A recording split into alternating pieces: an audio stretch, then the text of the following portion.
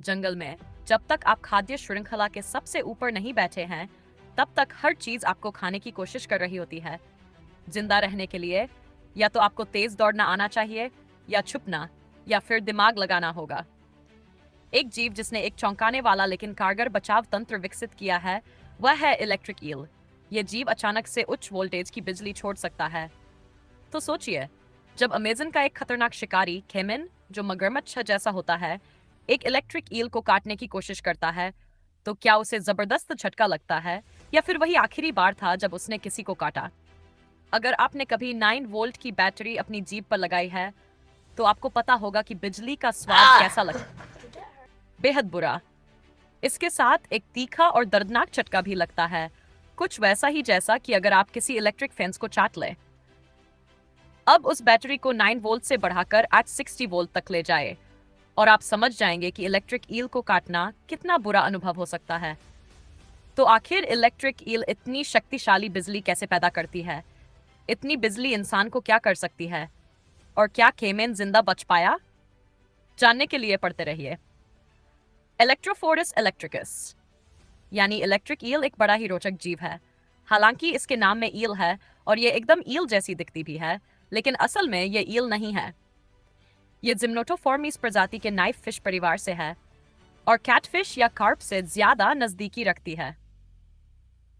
2019 तक वैज्ञानिकों को लगा कि सिर्फ एक ही प्रकार की इलेक्ट्रिक ईल है, लेकिन तब एक अभियान में 2 और प्रजातियां खोजी गई, इलेक्ट्रोफोरस वेरियाई और इलेक्ट्रोफोरस वोल्टाई। ये ईल्स 8 फीट तक लंबी और 46 पाउंड तक भारी हो सकती हैं। ये मुख्य रूप से दक्षिण अमेरिका के उत्तर पूर्वी हिस्सों में, खासकर अमेजन और ओरिनोको नदी घाटियों में पाई जाती हैं। ये धीमी गति से बहने वाली मीठे पानी की नदियों और दलदलों में रहना पसंद करती हैं, जहां ये अपनी इलेक्ट्रिक शक्ति का इस्तेमाल मछलियों, झींगों, उभयचरों और कभी-कभी छोटे स्तनधारियों को मारने के लिए करती हैं। सदियों से वेनेजुएला की आदिवासी जनजातियां इस ईल को अरिम कहती थी, यानी वो चीज जो आपकी गति छीन ले। इन्हें पकड़ने के लिए जनजातियों के लोग जंगली घोड़ों के झुंड को ईल से भरे तालाबों में भेजते थे। घोड़े जब कीचड़ को उछालते थे, तो ईल सतह पर आ जाती थी और हमला कर देती थी। जैसे ही ईल्स की बिजली खत्म होती, तब जनजाति के लोग पानी में कूदते और कुछ ईल्स पकड़ लेते। ईट आइट्सहर्ड में प्रशियन खोजकर्ता अलेक्जेंडर वॉन हम्बोल्ट ने इस तकनीक को अपनी आंखों से देखा और ईल के रहस्यमय बिजली वाले गुणों से पूरी तरह मोहित हो गए। वेनेजुएला के एक दूरस्थ गांव लोशियानोस में उन्होंने कुछ आदिम प्रयोग किए ताकि ईल के झटके की ताकत को समझा जा सके। जब मैं आदिम कहता हूं तो मतलब है बेहद सरल। वहां कोई वोल्टमीटर या अम्पियर मापक नहीं था। हम्बोल्ट बस ईल को पकड़ते और झटके को खुद महसूस करके उसे रेट करते थे। 4 घंटे के प्रयोग और कई जोरदार झटकों के बाद उन्होंने बताया कि उनके शरीर में दर्द अगले दिन तक बना रहा। वैज्ञानिकों को यह जानने में लगभग 100 साल लग गए कि ईल ये बिजली कैसे पैदा करती है। इसका रहस्य इसके शरीर में स्थित 3 विशिष्ट अंगों में छिपा है। मेन ऑर्गन ऊपरी हिस्से में, हंटर का अंग नीचे के हिस्से में, और सैक्स ऑर्गन पूंछ के ऊपरी भाग में। इन अंगों में लाखों इलेक्ट्रोसाइट्स होते हैं, जो खास मांसपेशी कोशिकाएं होती हैं। ये कोशिकाएं बैटरी की तरह क्रमबद्ध होती हैं, जिससे करंट उत्पन्न होता है। यील अपने सैक सर्गन का इस्तेमाल एक हल्की विद्युत तरंग को निरंतर छोड़ने के लिए करती है, जिससे वह अपने चारों ओर एक विद्युत क्षेत्र बनाती है। अपने अंधेरे और कीचड़ भरे पर्यावरण में देखने का उनका तरीका है। तो इलेक्ट्रिक ईल कैसे इन 2 वोल्टेज अटैक्स का इस्तेमाल शिकार को पकड़ने या खुद को शिकारियों से बचाने में करती है? पानी में हलचल महसूस होते ही इलेक्ट्रिक ईल 2 या 3 शक्तिशाली झटके देती है, जो कि 8 वोल्ट तक के हो सकते हैं।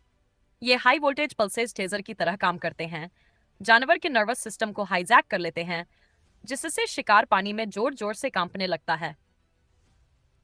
ये अचानक की गई हरकतें पानी में लहरें पैदा करती हैं, जिससे छिपे हुए जानवर की जगह का पता चलता है। ये सब बहुत जल्दी होता है। ईल 1 सेकंड के 3,000वें हिस्से में मछली को अस्थायी रूप से पंगु बना सकती है। एक बार जब शिकार जड़ हो जाता है, तो इलेक्ट्रिक ईल उसे पूरा निगल जाती है।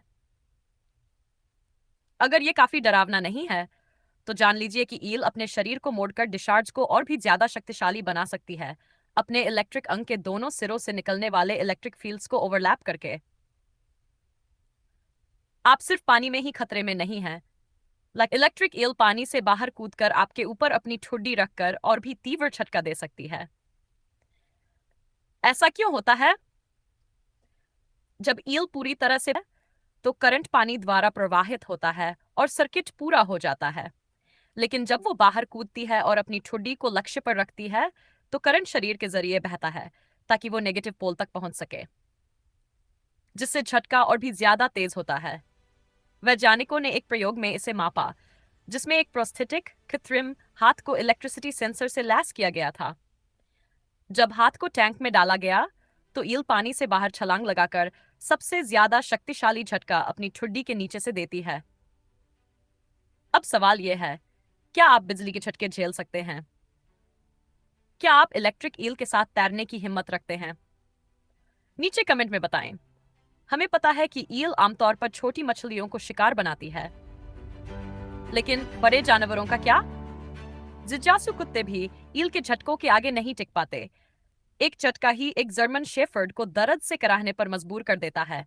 लेकिन अमेज़न का केमन, एक मगरमच्छ प्रजाति, अक्सर ईल से भिड़ जाता है, और ये एक सिक्का उछालने जैसी बात होती है कि किसका पलड़ा भारी पड़ेगा। कई बार ईल की चेतावनी वाली पल्सेज ही केमन को रोक देती हैं। भूखा मगरमच्छ कुछ सेकंड तक कांपता है और फिर भाग निकलता है। दूसरी बार वो इतना भाग्यशाली नहीं होता। अगर केमन ईल को काटने में सफल हो जाए तो हाई वोल्टेज झटकों से उसका जबड़ा बंद हो जाता है और दोनों एक शॉकिंग स्टेलमेट में फंस जाते हैं। केमन की हर मांसपेशी बेकाबू होकर कांपने लगती है, यहां तक कि उसका दिल भी जवाब दे देता है। क्या एक इलेक्ट्रिक ईल इंसान को मार सकती है?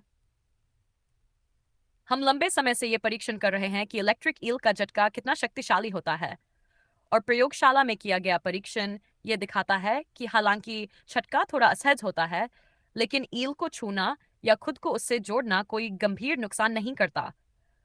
हालांकि दक्षिण अमेरिका में कुछ लोगों के बारे में रिपोर्टें हैं कि उथले पानी में ईल के झटके के कारण वे डूब गए, लेकिन अब तक किसी को आधिकारिक रूप से इलेक्ट्रिक ईल द्वारा मारा गया घोषित नहीं किया गया है। तो शायद आप एक इलेक्ट्रिक ईल से निपट सकते हैं, लेकिन जैसे ही आप वेनेजुएला के दलदल में तैरने का सोचते हैं, फिर से सोचिए। हाल ही में अमेज़न में हुए एक रिसर्च एक्सपेडिशन ने एक चौंकाने वाला खुलासा किया। इलेक्ट्रिक ईल अकेली नहीं होती, ये समूह में शिकार करती हैं, एक साथ मिलकर हमला करने के लिए। 7 तक ईल एक बड़ी बॉल बनाकर अपने शिकार को घेर लेती है और बार-बार शक्तिशाली झटके देकर उसे पंगु बना देती है। ये इतना ऊर्जा भरा हमला होता है कि शिकार के पास बचने का कोई रास्ता नहीं होता। मैं तो बीच पर रहना ही पसंद करूंगा। अब समझ में आता है कि इलेक्ट्रिक ईल को द अमेज़न का टेजर क्यों कहा जाता है। ये फिसलन भरी बिजली देने वाली मछली सिर्फ एक मामूली स्टैटिक शॉक से कहीं ज्यादा खतरनाक है। जब तक आप इलेक्ट्रो टॉर्चर के शौकीन नहीं हैं, पानी से दूर रहना ही बेहतर है। हद। अगर आपको ये वीडियो पसंद आया हो तो एक लाइक जरूर दें, और अगर आपने अभी तक सब्सक्राइब नहीं किया है तो उस बड़े लाल बटन और नोटिफिकेशन बेल को जरूर टैप करें। फिर मिलेंगे अगली बार।